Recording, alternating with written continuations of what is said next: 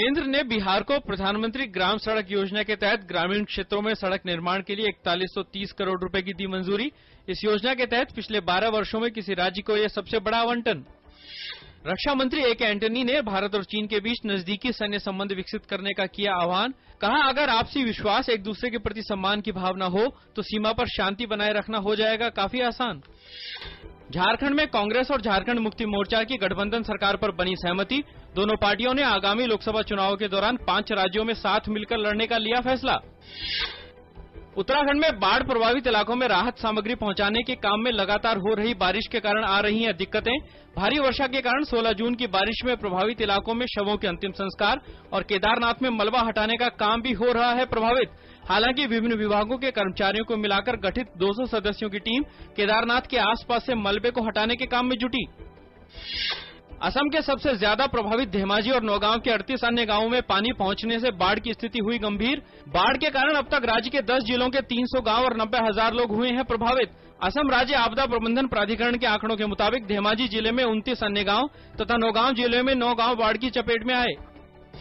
Cookie national liberation front के कुछ शीर्ष नेताओं समेत कम से कम 19 उग्रवादियों ने मणिपुर के चंदेल जिले में म्यांमार से लगने वाले सीमावर्ती मोरहे शहर में असम राइफल्स के जवानों के समक्ष किया आत्मसमर्पण।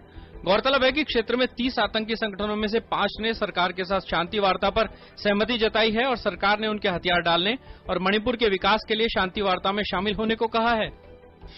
वेनेजुएला और निकारागुआ ने अमेरिकी खुफिया कार्यक्रमों को उजागर करने वाले एडवर्ड स्नोडन को शरण देने का दिया प्रस्ताव। मॉस्को हवाई अड्डे पर रुके स्नोडन ने शरण के लिए 27 देशों को भेजा था आवेदन। इराक की राजधानी बगदाद में हुए बम विस्फोट में 22 लोगों की मौत। सरकार विरोधी नेता अदनान अल मोहाना ने लोगों से सड़क पर उतरने की अपील। मिस्र में संसद को किया गया भंग। जगह जगह अबदस्त राष्ट्रपति मोहम्मद मुर्सी के समर्थकों का सेना के साथ संघर्ष। अब तक 30 लोगों की हुई मौत, 400 से अधिक लोग घायल। इस बीच देश के अंतरिम प्रमुख ने एक शासनादेश जारी करके संसद को किया भंग। विराट कोहली के शानदार शतक की बदौलत 3 देशों की श्रृंखला में भारत की उम्मीद बरकरार। वर्षा बाधित अहम मैच में वेस्टइंडीज को 102 रन से दी मात। विंबलडन टेनिस के फाइनल में एंडी मरे और नोवाक जोकोविच के बीच होगा खिताबी मुकाबला।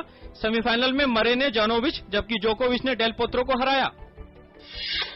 लॉन्ग जंपर प्रेम कुमार और महिला स्टीपल चेजर सुधा सिंह ने एशियाई एथलेटिक्स प्रतियोगिता के तीसरे दिन शुक्रवार को भारत को 2 रजत पदक दिलाए। भारत ने इसके अलावा 2 कांस्य पदक भी जीते।